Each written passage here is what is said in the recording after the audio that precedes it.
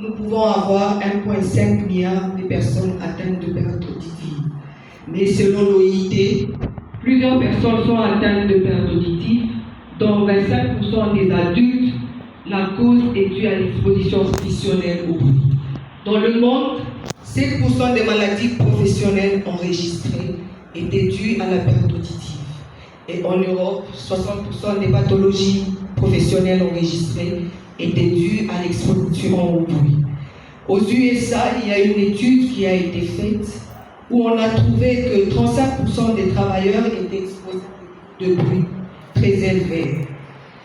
Et en Asie, quelles que soient les enquêtes faites, mais il y a une sous-déclaration au niveau continental, mais au Koweït, ils ont trouvé une prévalence de 20,4% des travailleurs atteints de perte auditive bilatérale.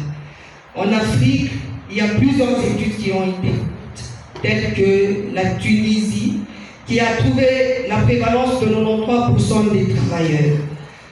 Au Tchad, dans un central électrique, ils ont trouvé une prévalence de 55% de perte auditive bilatérale. Au Madagascar, dans une usine brassicole, ils ont trouvé une prévalence de 20,6% des travailleurs atteints d'une perte auditive. En RDC, il y a eu quand même une étude environnementale dans les bars où les gens étaient exposés à 107 décibels par 15 heures. Dans les églises, les gens étaient exposés à 101 décibels par 11 heures. Mais il y a eu très peu d'études réalisées concernant l'impact de l'exposition au bruit sur les travailleurs. Dans un contexte industriel en RDC, mais nous avons relevé quelques failles comme manque d'équipement de protection, manque de sensibilisation. Comme question de recherche, existe-t-il un lien entre la perte auditive bilatérale et l'exposition au bruit?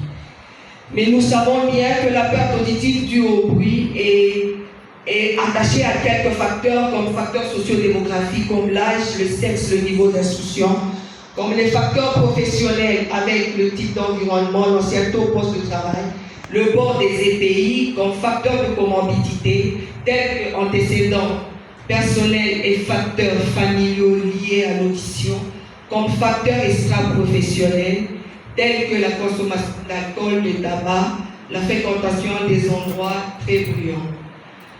Nous avons eu à étudier la survenue de la perte auditive due à l'exposition au bruit chez les travailleurs des ateliers centraux de la Société nationale de chemin de fer, de décrire les facteurs socio-professionnels, professionnels et extra-professionnels, déterminer la symptomatologie clinique en lien avec la perte auditive bilatérale, déterminer la prévalence de la perte auditive bilatérale et de la surdité professionnelle, identifier les facteurs associés à la perte auditive bilatérale due à l'exposition au bruit chez les travailleurs des ateliers centraux.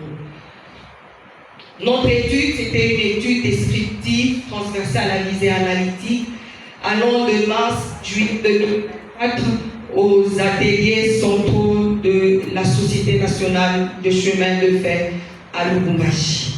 Nous avons pris tous les agents des ateliers centraux avec un échantillon de 132 agents divisés en 58 agents à la traction diesel et 74 à la traction wagonnage. Tous les travailleurs ayant une ancienneté de plus de 5 ans étaient inclus dans notre travail et tous les travailleurs ayant des pathologies auditives aiguës étaient exclus.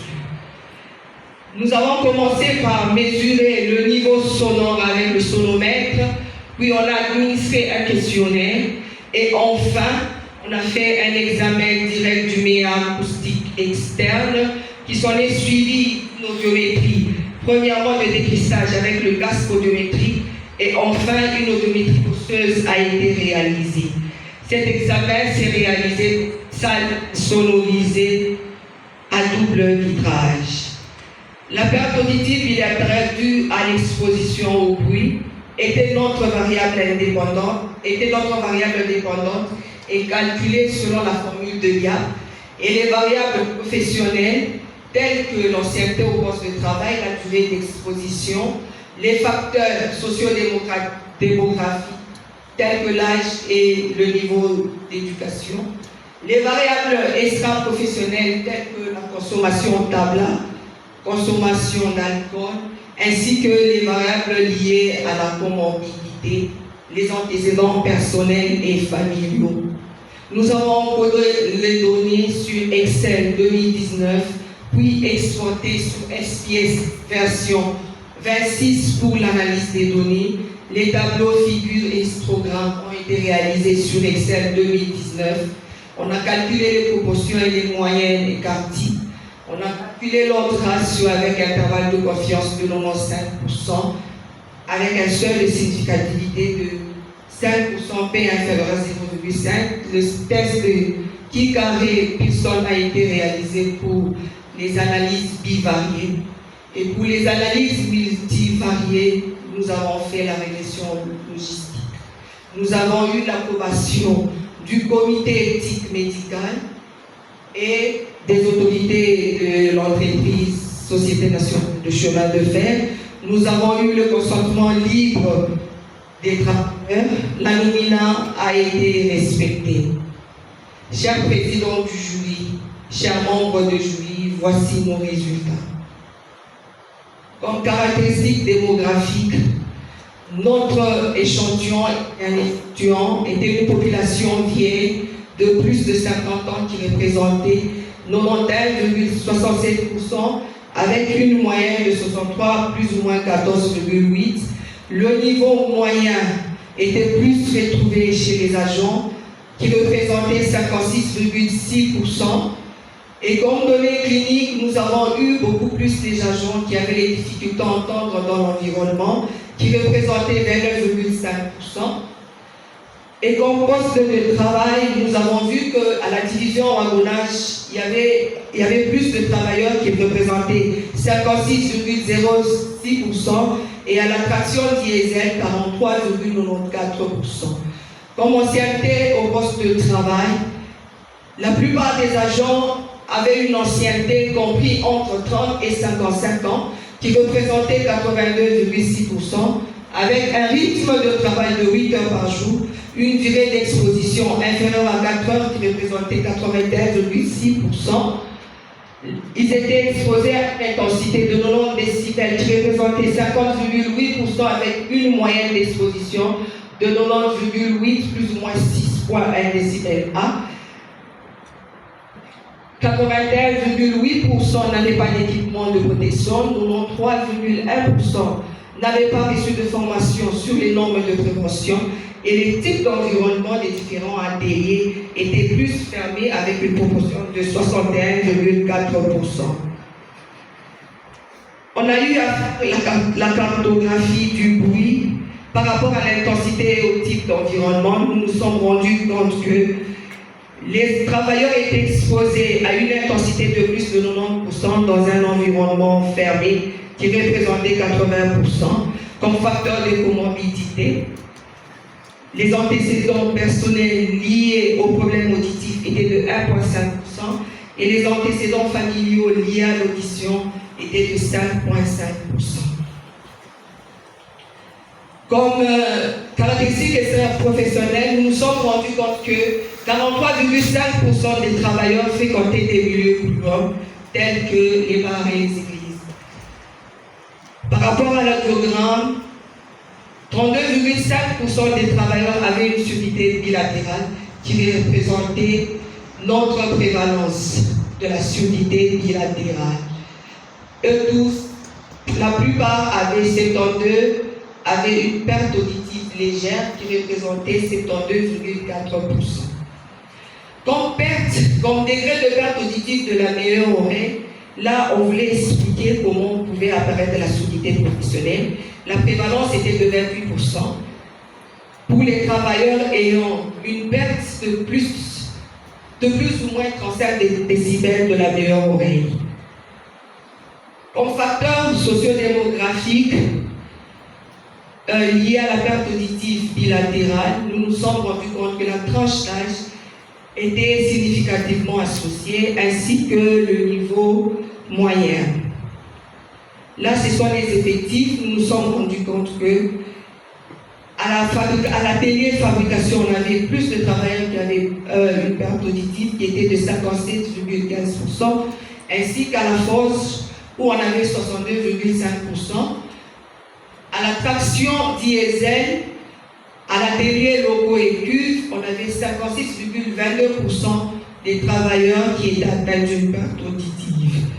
Par rapport à la meilleure oreille, donc la surdité professionnelle, on n'avait que 4 ateliers qui avaient les agents qui étaient atteints d'une perte d'une surdité professionnelle, dont la fabrication, la forge, la régénération et l'atelier locaux et cuves. Comme on s'était au poste de travail, nous nous sommes rendus compte qu'il y avait c'était statistiquement significatif, mais par rapport à la durée, il n'y avait pas d'association avec la durée d'exposition. Le niveau du bruit au poste de travail était statistiquement significatif, les EPI n'étaient pas statistiquement significatifs, ainsi que le type d'environnement, c'était statistiquement significatif. Par rapport aux antécédents, seuls les antécédents personnels étaient statistiquement liés à la perte auditive bilatérale. La fréquentation des endroits bruyants n'était pas statistiquement significative, mais la consommation de tabac ainsi que la consommation d'alcool était statistiquement significative. Comme force d'association, on a eu la tranche d'âge, le niveau d'études, l'ancienneté au poste de travail, le niveau du bruit au poste de travail, le type d'environnement, les antécédents personnels, la consommation d'alcool ainsi que la consommation de tabac. Mais nous allons nous rendre compte que la tranche d'âge, l'ancienneté au poste de travail, ainsi que la consommation de tabac était très significative avec la tranche d'âge, l'ordre ratio ajusté de 71,1, l'ancienneté au poste de travail de 7,2, la consommation de tabac de 5,56. Par rapport à la force d'association qui explique la surdité professionnelle, donc les travailleurs qui avaient une perte auditive de la meilleure oreille de plus de 35 décibels, on va se rendre compte que l'âge avait 10,9 fois la probabilité d'entraîner une surdité professionnelle. On va voir l'ancienneté au travail qui était de 16,4 fois la probabilité d'entraîner la survenue de la surdité professionnelle. On a le type d'environnement qui était de 12,7, la capacité d'entraîner la survenue de la surdité professionnelle, ainsi que le niveau d'exposition qui était de 10,9 qui pouvait entraîner la surdité professionnelle. Comme discussion, selon nous, on a vu que, ayant un âge supérieur à 50 ans, ça a augmenté la survenue de la perte auditive, qui était confirmée par Hong et Hall et sa fille. Cela pouvait s'expliquer par l'effet cumulatif, et selon le sexe, tous les travailleurs de la SNCC étaient de sexe masculin, confirmés par Chambou et Gizeni. Cela pouvait s'expliquer par une endurance, l'acceptation des travaux plus durs des hommes que les femmes, le niveau corrélé à l'apparition de la perte auditive. Cela pouvait s'expliquer par l'inégalité sociale et la discrimination aux soins de santé, confirmée par une association belge, Static Health Inequality Belgique. Le tabac avait un impact négatif sur le travailleur et pouvait influencer l'apparition de la perte auditive chez les travailleurs, confirmée par Mohammadis. Cela pouvait s'expliquer par la présence du nicotine et du monoxyde de carbone dans la fumée du tabac, ainsi que l'alcool, qui pouvait influencer la survenue de la perte auditive, confirmée par Colorado et Hall. Cela pouvait s'expliquer par lorsque la personne prend l'alcool, la personne est dépendante, ça agit au niveau des vaisseaux, il y a une vasoconstriction et une diminution de l'apport d'oxygène au niveau de l'oreille interne, et ça pouvait conduire à la destruction des cellules ciliées.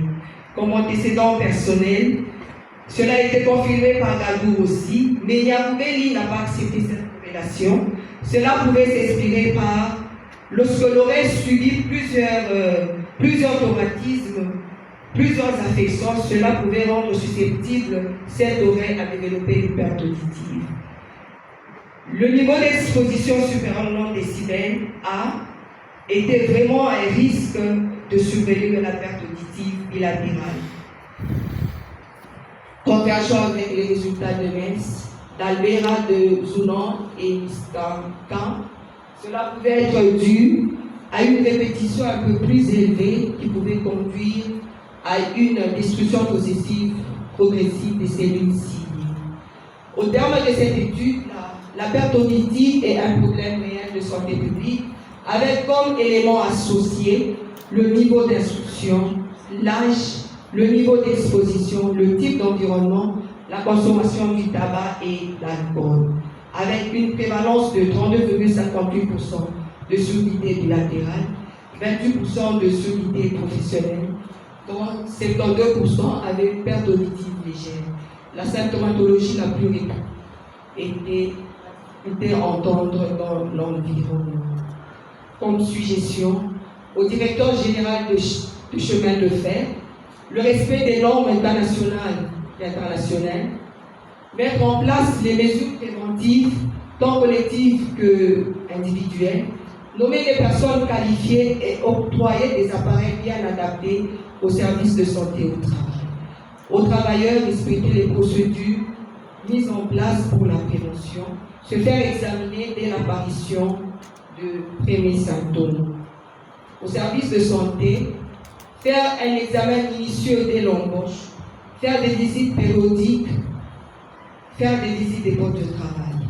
Au comité de sécurité, d'hygiène et embellissement, procéder à une étude minutieuse de postes de travail, opter, si possible, pour la prévention intégrée, former et sensibiliser les travailleurs sur les risques professionnels, le port des EPI contre le bruit.